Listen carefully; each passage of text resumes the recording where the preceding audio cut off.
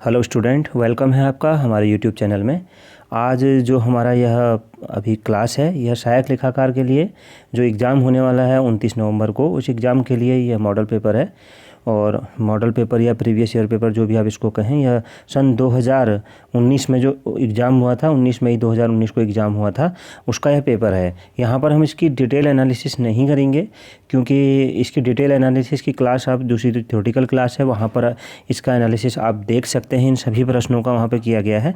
तो यह जो क्लास है ये उसमें हम इसके 50 प्रश्नों का तो किया है, बाकी प्रश्नों का आगे की क्लास में होगा। तो अगर आप इसको मॉडल पेपर को सॉल्व करते हैं तो आप इससे अपनी तैयारी को परख सकते हैं कि आपकी तैयारी कैसी है।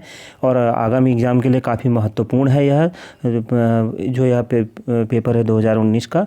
तो आप अपना स्कोर कमेंट बॉक्स में ज़रूर बताइएगा। और इसका अगर आप PDF चाहते हैं तो लिंक आपको डिस्क्रिप्शन में मिल जाएगा। टेलीग्राम चैनल से जुड़िएगा, वहाँ पर आपको इसका PDF मिल जाएगा।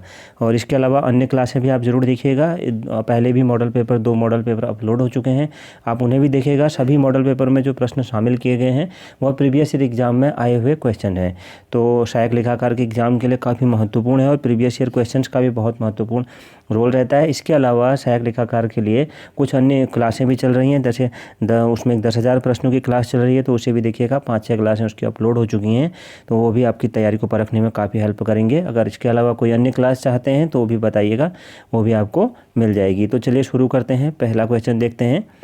यहाँ पर हम बस इसको सॉल्व करेंगे, सीधे इसके आंसर्स को देखेंगे, विश्लेषण नहीं करेंगे क्योंकि क्लास बहुत लंबी हो जाएगी। विश्लेषण कुछ प्रश्नों का हो चुका है, कुछ और हैं जो अगली क्लास में देखेंगे।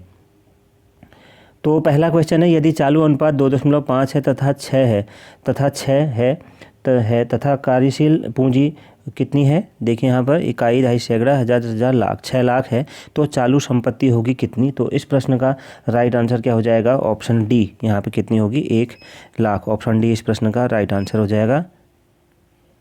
अगला प्रश्न है, अधिलाभ का अर्थ है क्या? तो अधिलाभ का अर्थ है, तो इस प्रश्न का राइट आंसर क्या हो जाएगा? ऑप्शन बी, औसत लाभ माइनस सामान्य लाभ। अधिलाभ का अर्थ क्या है? औसत लाभ माइनस सामान्य लाभ। तो ऑप्शन बी राइट आंसर होगा। अगला प्रश्न है, तीसरा प्रश्न है, ए और बी 3:2 के अनुपात में लाभ हानि विभाजित करते हैं। वो 1/4 भाग के लिए सी को प्रवेश देते हैं। नया लाभ विभाजन अनुपात होगा, कितना होगा? अगर आप इसको सॉल्व करेंगे तो इस प्रश्न का उत्तर आपको कितना मिलेगा? Option D, 9:6:5। तो ऑप्शन डी राइट आंसर हो जाएगा। अगला प्रश्न है, गार्नर बनाम मरे का विवाद हुआ था कब? तो कब हुआ था? तो इस प्रश्न का राइट आंसर हो जाएगा, गार्नर बनाम मरे का विवाद हुआ था कहाँ? इंग्लैंड में हुआ था। तो ऑप्शन बी इस प्रश्न का सही उत्तर होगा। अगला प्रश्न देखते हैं, क्वेश्चन नंबर 5। पांचवा प्रश्न है, ऋण पत्रों के शोधन पर दिए जाने वाला प्रीमियम है। तो इस प्रश्न का राइट आंसर क्या हो जाएगा? क्या प्रीमियम है क्या? तो ऑप्शन ए इस प्रश्न का राइट आंसर हो जाएगा, व्यक्तिगत खाता। ऑप्शन ए राइट आंसर होगा। अगला प्रश्न लेते हैं, क्वेश्चन नंबर 6 है, एक साझेदार के दिवालिया होने पर उसकी पूंजी खाते की कमी को गार्नर बनाम मरे के निर्णय के अनुसार शोध सम्य साझेदार वहन करते हैं। तो इस प्रश्न का राइट आंसर क्या हो जाएगा? इस प्रश्न का, छठे प्रश्न का, इसका राइट आंसर हो जाएगा ऑप्शन सी, पूंजी अनुपात में करते हैं। शोध सम्य साझेदार वहन करते हैं, किस मतलब पूंजी अनुपात में करते हैं। तो ऑप्शन सी इस प्रश्न का राइट आंसर होगा। लेते हैं अगले प्रश्न को, क्वेश्चन नंबर 7 है, पूंजीगत व्यय से प्राप्त होता है। तो पूंजीगत व्यय से प्राप्त होता है, तो ऑप्शन बी इस प्रश्न का राइट आंसर हो जाएगा, दीर्घकालीन लाभ। ऑप्शन बी इस प्रश्न का सही उत्तर होगा। अगला प्रश्न है, क्वेश्चन नंबर 8, एक कंपनी द्वारा निर्गमित 10,000 अंशों हेतु 14,000 आवेदन प्राप्त हुए। तो मिस्टर एक्स को आनुपातिक आधार पर 300 अंश प्राप्त हुए। उन्होंने कितने अंशों हेतु आवेदन किया होगा? तो इस प्रश्न का राइट आंसर क्या है? ऑप्शन डी, 420 अंश। ऑप्शन डी इस प्रश्न का सही उत्तर होगा। अगला प्रश्न है, क्वेश्चन नंबर 9। क्वेश्चन नंबर 9 है, इन्वेस्टिगेशन प्रारंभ होता है जब? तो इस प्रश्न का राइट आंसर हो जाएगा ऑप्शन सी, अंकेक्षण समाप्त होता है। तो ऑप्शन सी इस प्रश्न का सही उत्तर होगा। अगला प्रश्न है, क्वेश्चन नंबर 10। प्रश्न नंबर 10 है हमारा, हरण किए गए अंशों के पुनः निर्गमन के पश्चात अंश हरण खाते के शेष को हस्तांतरित किया जाता है। तो इसका राइट आंसर क्या हो जाएगा? ऑप्शन बी इसका राइट आंसर हो जाएगा, पूंजी संचय खाते में। ऑप्शन बी राइट आंसर होगा। क्वेश्चन नंबर 11, क्वेश्चन नंबर 11 है हमारा, अस्पतालों में लागत लेखांकन की कौन सी विधि प्रयुक्त होती है? तो कौन सी प्रयुक्त होती है? क्वेश्चन नंबर 11 है तो ऑप्शन ए परिचालन लेखांकन, ऑप्शन ए राइट आंसर हो जाएगा। अगला प्रश्न है क्वेश्चन नंबर 12, रोकड़ प्रवाह विवरण आधारित होता है किस पर? तो राइट आंसर हो जाएगा ऑप्शन बी लेखांकन के रोकड़ के आधार पर। तो ऑप्शन बी इस प्रश्न का राइट आंसर हो जाएगा, लेखांकन के रोकड़ के आधार पर, ऑप्शन बी राइट आंसर होगा। अगला प्रश्न है, न्यूनतम मजदूरी का आश्वासन रहता है, तो न्यूनतम मजदूरी का आश्वासन रहता है तो 13वां प्रश्न है तो ऑप्शन डी हास्य प्रब्याजी योजना में, ऑप्शन डी राइट आंसर हो जाएगा। अगला प्रश्न है क्वेश्चन नंबर 14, यदि आरंभिक पूंजी कितनी हो? 60,000, आहरण रुपये 5,000, सत्र की अतिरिक्त पूंजी रुपया कितना हो? 10,000, अंतिम पूंजी कितनी हो? 90,000, तो वर्ष के दौरान अर्जित लाभ होगा कितना? न्यूमेरिकल से संबंधित प्रश्न है, इसको आप जरूर थ्योरी की क्लास में ज़रूर देखिएगा या वहाँ पर सॉल्व किए गए हैं। तो इस प्रश्न का सही उत्तर क्या हो जाएगा? इस प्रश्न का सही उत्तर हो जाएगा ऑप्शन सी 25,000, ऑप्शन सी इस प्रश्न का सही उत्तर होगा। अगला प्रश्न है क्वेश्चन नंबर 15, यदि अप्राप्य व संदिग्ध ऋणों के लिए प्रावधान में कमी कर दी जाए तो निम्न परिणाम होगा, तो निम्न परिणाम होगा तो राइट आंसर क्या हो जाएगा इसका? ऑप्शन ए शुद्ध लाभ में वृद्धि, ऑप्शन ए इस प्रश्न का सही उत्तर होगा। अगला प्रश्न लेते हैं क्वेश्चन नंबर 16, जब मांग का पूर्वानुमान लगाना मुश्किल होता है इस बजट का निर्माण करते हैं, तो इस बजट का निर्माण करते हैं तो इस प्रश्न का राइट आंसर क्या हो जाएगा? ऑप्शन डी लोजदार, तो ऑप्शन डी राइट आंसर हो जाएगा। अगला प्रश्न है question number 17, the institute of cost and works accountants of India का प्रधान कार्यालय स्थित है कहाँ पर? ऑप्शन ए कोलकाता में स्थित है, ऑप्शन ए राइट आंसर होगा। अगला प्रश्न है क्वेश्चन नंबर 18, थोड़ा बड़ा प्रश्न है, देखते हैं इसको। क्वेश्चन नंबर 18 है, निरंतर स्कंद प्रणाली की सफलता निम्नलिखित में से किस पर निर्भर करती है? तो राइट आंसर क्या हो जाएगा? ऑप्शन सी प्रत्येक लेन देन के पश्चात सामग्रियों की प्राप्ति तथा निर्गमन के रिकॉर्ड रखना, ऑप्शन सी इस प्रश्न का सही उत्तर हो जाएगा। अगला प्रश्न है, आयकर अधिनियम 1961 की किस धारा के अंतर्गत कृषि आय को आयकर से छूट प्राप्त है? तो इस प्रश्न का राइट आंसर क्या हो जाएगा? ऑप्शन बी 10(1) तो इससे छूट प्राप्त है, तो 10(1) इससे छूट प्राप्त है, ऑप्शन बी इस प्रश्न का राइट आंसर हो जाएगा। अगला प्रश्न लेते हैं। अगला प्रश्न है क्वेश्चन नंबर 20, अंतिम रहतिया का मूल्यांकन किया जाना चाहिए, तो ऑप्शन सी इसका राइट आंसर हो जाएगा, लागत मूल्य या बाजार मूल्य दोनों में से जो कम हो, तो ऑप्शन सी राइट आंसर हो जाएगा। अगला प्रश्न देखते हैं। अगला प्रश्न है क्वेश्चन नंबर 21, जो हमारा अगला प्रश्न है 21वां प्रश्न है, असामान्य कार्यहीन समय की लागत हस्तांतरित की जाती है, तो इस प्रश्न का राइट आंसर हो जाएगा ऑप्शन ए लागत लाभ हानि खाते को, तो ऑप्शन ए राइट आंसर होगा। अगला प्रश्न है क्वेश्चन नंबर 22, भंडारण लागत अंश है, तो इस प्रश्न का राइट आंसर क्या हो जाएगा? ऑप्शन डी वितरण उपरिव्यय का, तो ऑप्शन डी इस प्रश्न का राइट आंसर हो जाएगा। क्वेश्चन नंबर 23, भारतीय अनुबंध अधिनियम लागू किया गया, तो इस प्रश्न का राइट आंसर क्या हो जाएगा? ऑप्शन बी 1 सितंबर 1872 को, तो ऑप्शन ए बी इस प्रश्न का राइट आंसर हो जाएगा, ऑप्शन बी। अगला प्रश्न देखते हैं क्वेश्चन नंबर 24। क्वेश्चन नंबर 24 है, वार्षिक मूल्य का निर्धारण किस धारा के अधीन किया जाता है, तो इसका राइट आंसर क्या हो जाएगा? ऑप्शन डी धारा, ऑप्शन डी राइट आंसर हो जाएगा, धारा 23 के अधीन किया जाता है, ऑप्शन डी राइट आंसर होगा। अगला प्रश्न है क्वेश्चन नंबर 25। क्वेश्चन नंबर 25 है, बैलेंस शीट व्यक्त करती है, तो ऑप्शन बी व्यवसाय की वित्तीय स्थिति, ऑप्शन बी इस प्रश्न का सही उत्तर होगा। अगला प्रश्न है, निम्नलिखित परिवर्तनों में कौन संचालन रोकड़ को कम करेगा, तो कौन करेगा? तो इस प्रश्न का सही उत्तर होगा क्या? ऑप्शन ए स्टॉक के मूल्य में वृद्धि, ऑप्शन ए इस प्रश्न का सही उत्तर होगा।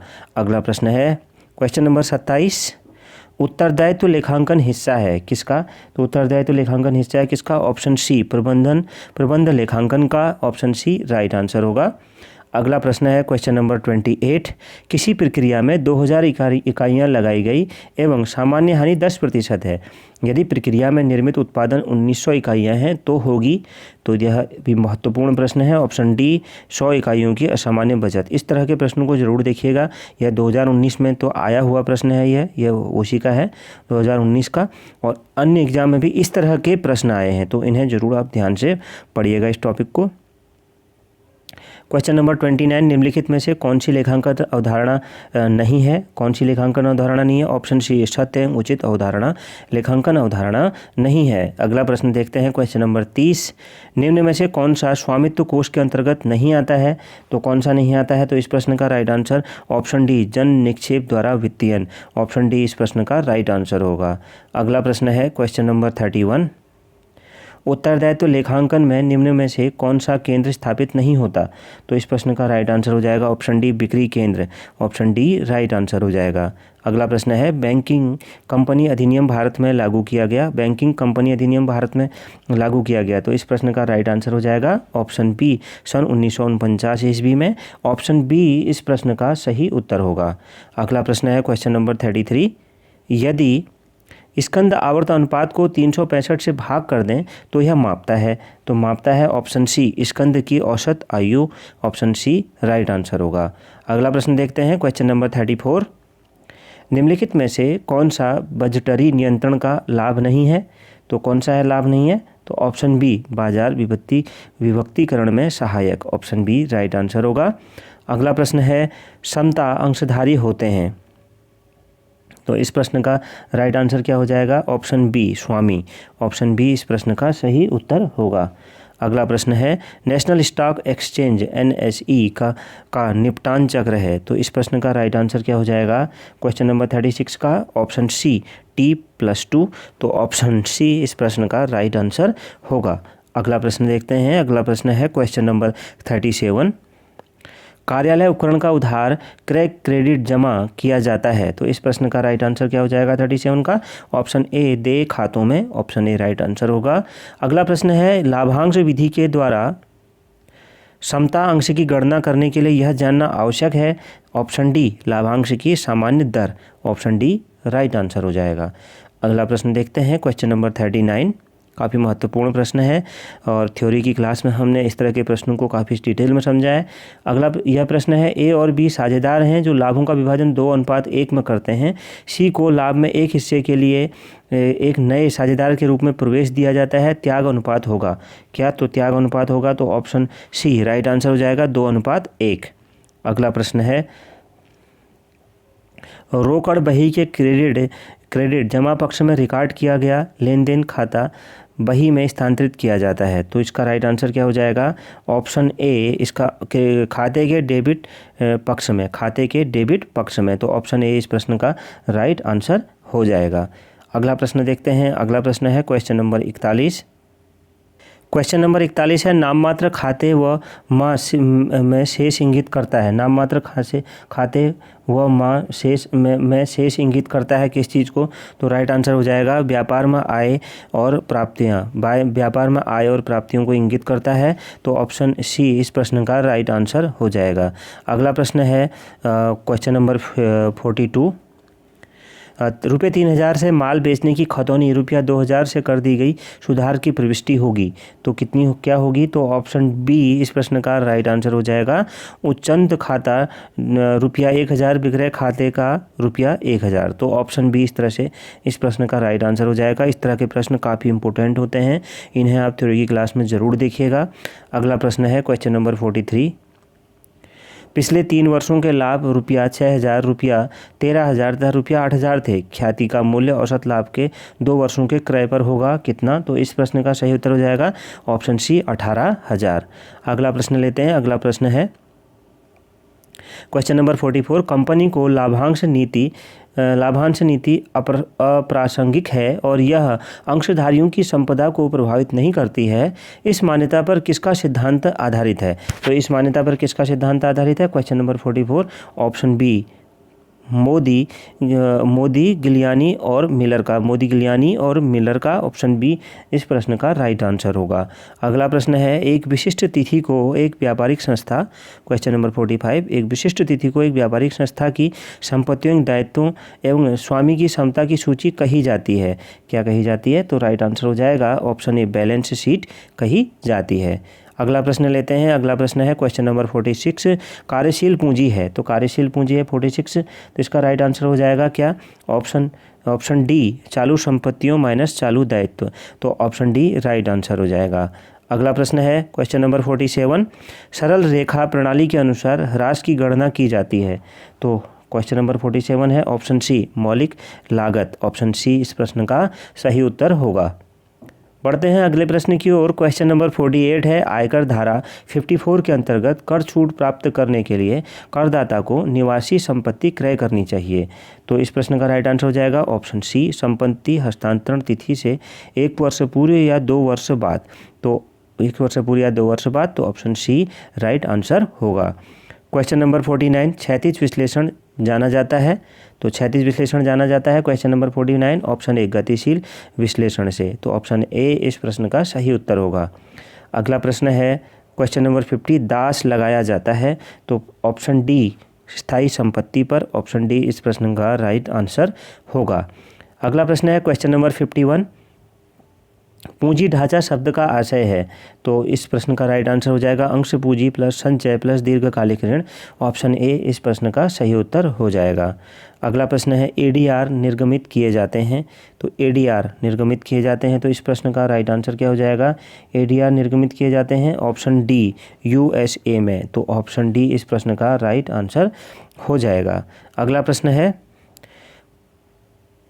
पुस्त पालन की दोहरी लेखा प्रणाली का आविष्कार किसने किया? क्वेश्चन नंबर 53 है, तो ऑप्शन बी लुकास पेसियोली ने किया था, ऑप्शन बी इस प्रश्न का राइट आंसर होगा। अगला प्रश्न है क्वेश्चन नंबर 54, जब्त किए गए अंशों के पुनः निर्गमन के पश्चात अंशहरण खाते के शेष को हस्तांतरित कर दिया जाता है, तो इस प्रश्न का राइट आंसर क्या हो जाएगा? ऑप्शन बी पूंजी संचय खाते में कर दिया जाता है। अगला प्रश्न है क्वेश्चन नंबर 55, अब्राहम मस्लो की आवश्यकता श्रेणी में सबसे उच्च आवश्यकता है, तो राइट आंसर क्या हो जाएगा? ऑप्शन सी आत्मबोध की आवश्यकता, ऑप्शन सी इस प्रश्न का सही उत्तर होगा।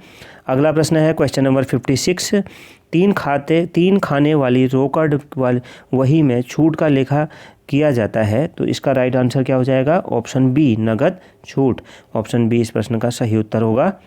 अगला प्रश्न है, किराया क्रय अधिनियम है, तो इसका राइट आंसर क्या हो जाएगा? ऑप्शन सी 1972, ऑप्शन सी इस प्रश्न का राइट आंसर होगा।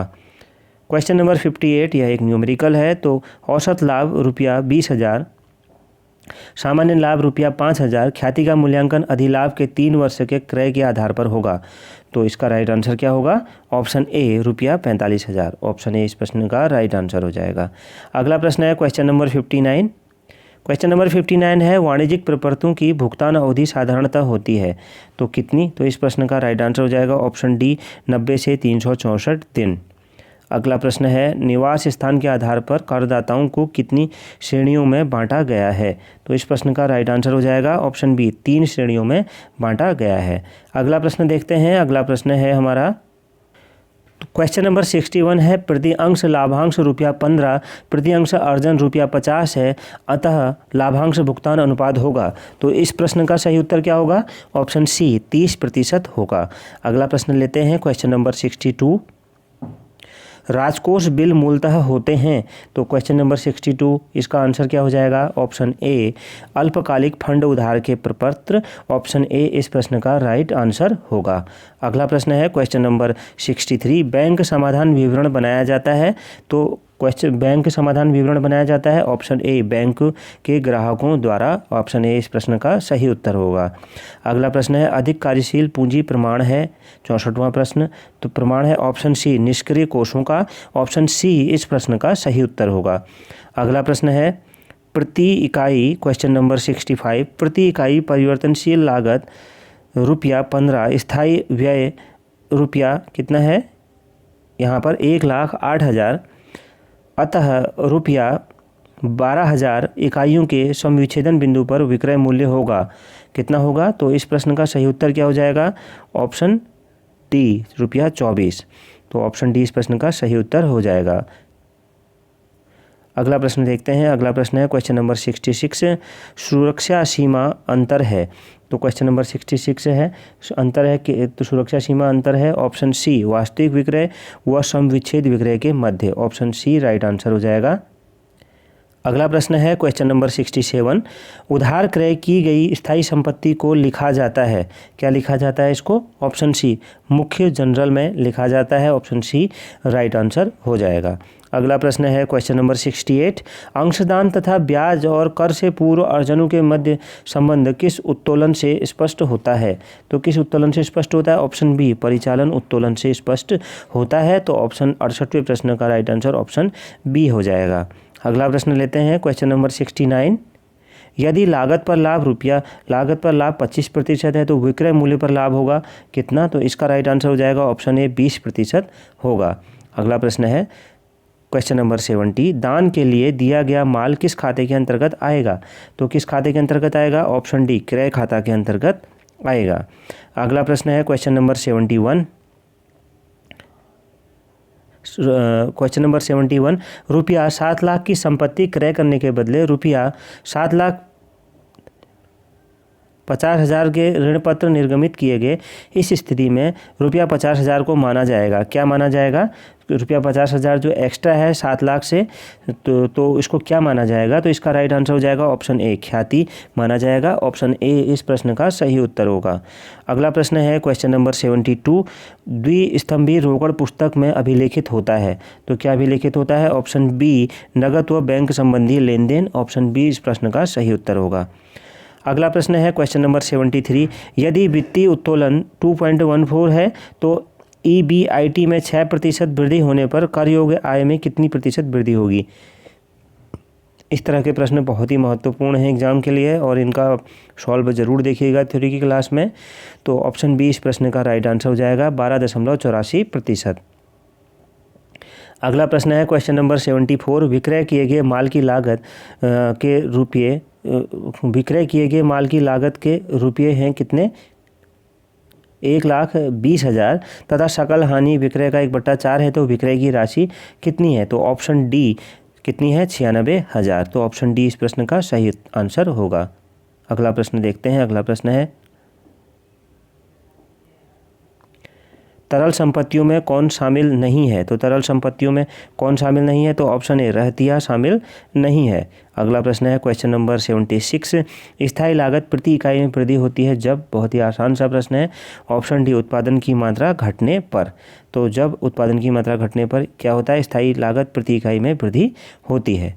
अगला प्रश्न है क्वेश्चन नंबर 77, यह भी बहुत ही आसान सा प्रश्न है, वित्तीय लेवरेज का मापन होता है तो इसका राइट आंसर क्या हो जाएगा? ऑप्शन बी EBIT या EBT। तो ऑप्शन बी इस प्रश्न का सही उत्तर हो जाएगा। अगला प्रश्न है, नए साझेदार द्वारा लाया गया ख्याति का भाग कहलाता है क्या? तो यह कहलाता है option A premium, option A इस प्रश्न का सही उत्तर हो जाएगा। अगला प्रश्न देखते हैं। अगला प्रश्न है क्वेश्चन नंबर 79, किस अवधारणा अनुसार व्यवसाय का स्वामी उसके लगाई गई पूंजी के लिए लेनदार समझा जाता है? तो लेनदार समझा जाता है ऑप्शन सी व्यवसाय अस्तित्व अवधारणा, ऑप्शन सी इस प्रश्न का सही उत्तर होगा। अगला प्रश्न है, यदि शुद्ध लाभ रुपया 40,000 है और गैर नकदी व्यय रुपया 5,000 है तो संचालन से कोष होंगे, ऑप्शन सी 45,000, ऑप्शन सी इस प्रश्न का राइट आंसर होगा। अगला प्रश्न देखते हैं।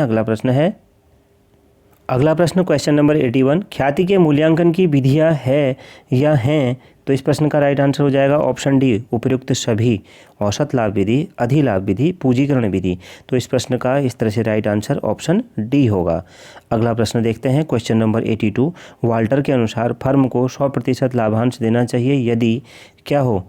तो यहाँ पर इसका राइट आंसर क्या हो जाएगा क्वेश्चन नंबर 82 का? ऑप्शन सी आर क्या हो यहाँ पर? तो ऑप्शन सी इस प्रश्न का राइट आंसर हो जाएगा क्या? आर इज लेस देन के। तो ऑप्शन सी इस प्रश्न का राइट आंसर होगा। अगला प्रश्न देखते हैं। अगला प्रश्न है हमारा क्वेश्चन नंबर 82, शुद्ध संपत्ति का आशय है। तो शुद्ध संपत्ति का जो आशय है क्वेश्चन नंबर 83 जो हमारा है, तो शुद्ध संपत्ति का आशय है तो इसका राइट आंसर हो जाएगा कुल संपत्तियां माइनस बाह्य दायित्व। तो ऑप्शन डी इस प्रश्न का राइट आंसर हो जाएगा, कुल संपत्तियां माइनस बाह्य दायित्व। अगला प्रश्न देखते हैं। अगला प्रश्न है क्वेश्चन नंबर 84, रोकड़ बही के अनुसार अनुकूल शेष का अर्थ है। तो अनुकूल शेष का अर्थ है ऑप्शन ए रोकड़ बही के अनुसार डेबिट शेष। ऑप्शन ए राइट आंसर होगा। अगला प्रश्न है, संपत्ति की लागत 60,000 है, 10 वर्षों के उपरांत संपत्ति का अवशिष्ट मूल्य 250% है। यदि ह्रास सीधी रेखा पद्धति से लगाया जा रहा है ह्रास, तो ह्रास दर होगी कितनी? तो कितनी होगी? Option A 7.5%। ऑप्शन ए इस प्रश्न का राइट आंसर हो जाएगा।